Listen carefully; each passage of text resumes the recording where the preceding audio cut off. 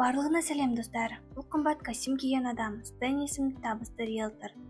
Бұл адам американдық кварталда тағы бір ірі жылжымайтын мүлік мәмілесін жасасуға дайындалуда. Ол қауіпті аймақта тұруға шеберлікпен егде жастағы әжейді шабыттандырды. Кемпір құжаттарға қол қоюға құлшыныс таныта бастағанда, полиция қызметкерлері тапқыр агенттің кеңсесіне басып кіріп, Стивті алаяқтықпен айыптап, қолына кісен тақты.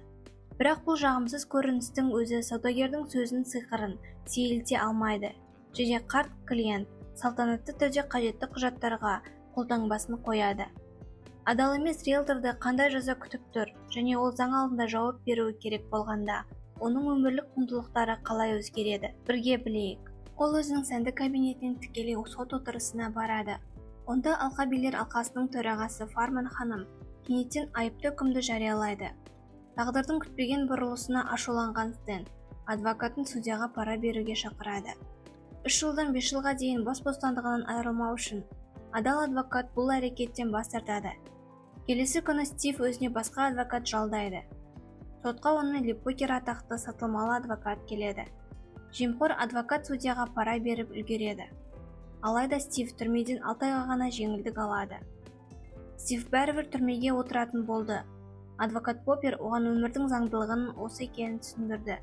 Адамдарды алдай берсең, артық осы жағдаймен бітеді.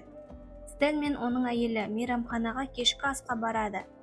Ер адам түрмедегі картопты жемес бұрын, мүмкіндігінше дәмді тағамның дәмін татқысы келетін, грилдегі стейк кесектерін аузына асығыс салады. Көңілді Минди 3 жыл бойы сүйікті күйеуін сағынып қалмас үшін қалай әрекет ету керектігі туралы әңгімені құлшыныспен бастайды. Қыз тағы бір рет Стэннен сәбилі болуды өтінеді.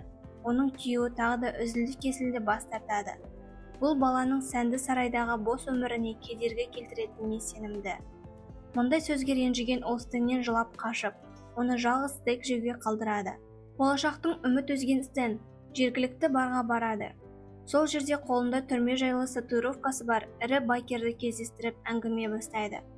Бұрынғы сотталған байкер темір тордың ар жағындағы қасіретін, соның ішінде қатты шаршаған ер адамдар арасындағы мәжбүрлі физикалық жағындық туралы айтып береді.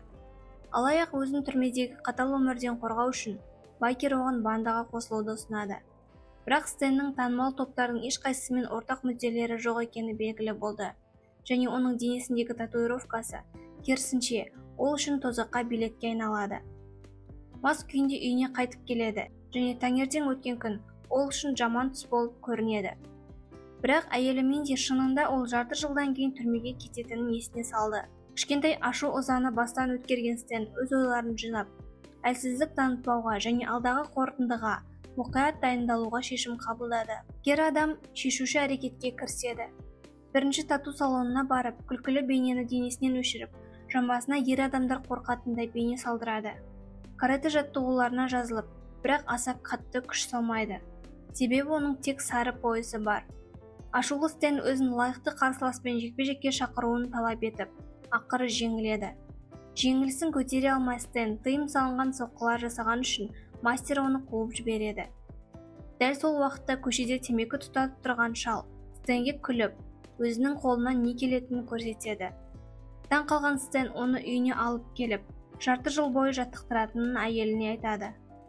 Таң атып Минди мен Стэн ұйықтап жатқанда, оның бетіне қан тамшылары тамады. Бұл шалдың қолынан ағып тұрған шикі бауырдың қаны екен. Таңғы астан кейін шал Стэнді манекенмен жаттығуды талап етеді. Оған дейін Минди шалдың айтуымен жиіркенішті түскі ас дайындап жатыр. Жұмыртқадан балық майы, бұқа асқазаны және тілінен коктейль. Келесі дайындық ыстық ағашпен денесін соққылау. Жанашыр әйелі Минди оны тоқтатпақшы, бірақ Стэн араласпауын талап етеді. Келесі күні Стэнге кеудені ауырсынуына қарсы тұратын жаттығуға дайындалды.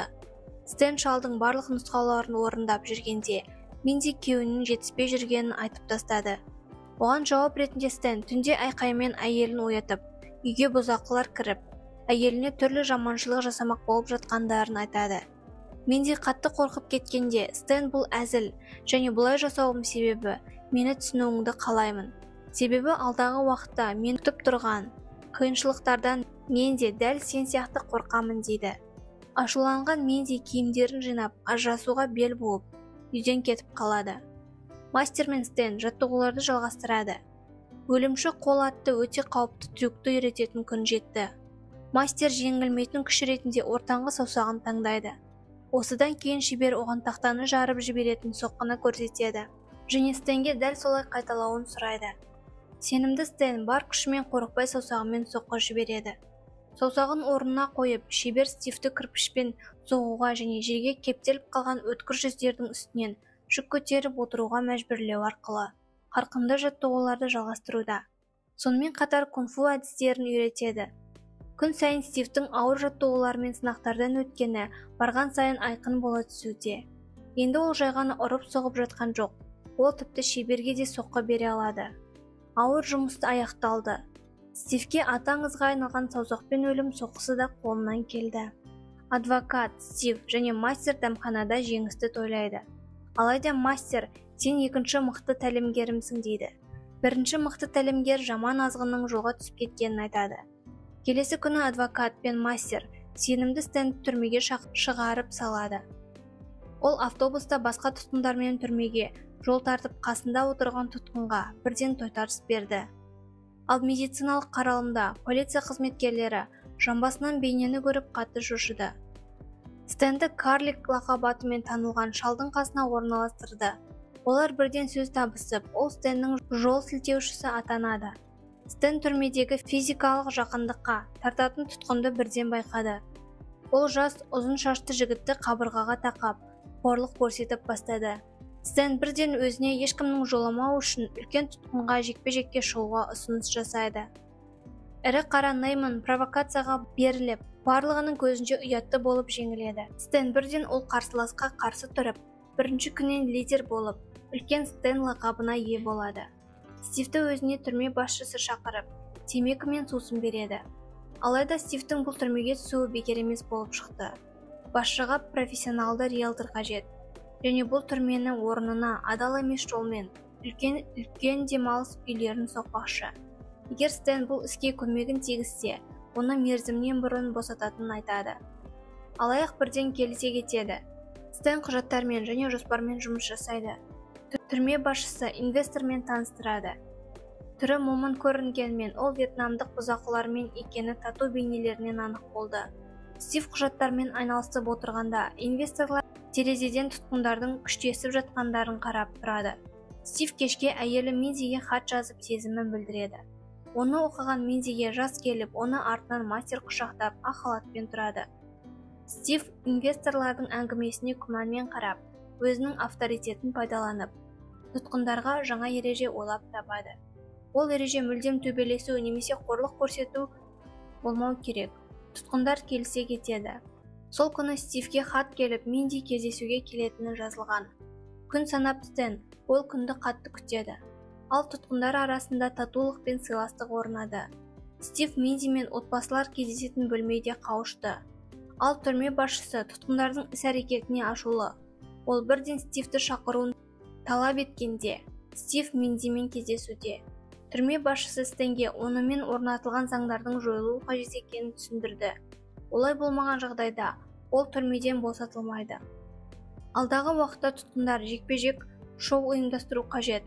Сонда полиция ашық түрде оқ ата бастайды. Сонда басшылар бұл түрмені сату шешім қабылдайтынын айтады. Миндиді жоғалтып алудан қорыққан Стэн басшының қалауымен келіседі. Стэн тұтқындарды қайтадан күш сынасуға мәжбүр етеді. Комиссия келгенде оларға Стэнді өзін жақсы ұстаған үшін ерте босатылады деп таныстырады. Оны күзетші алып кетеді.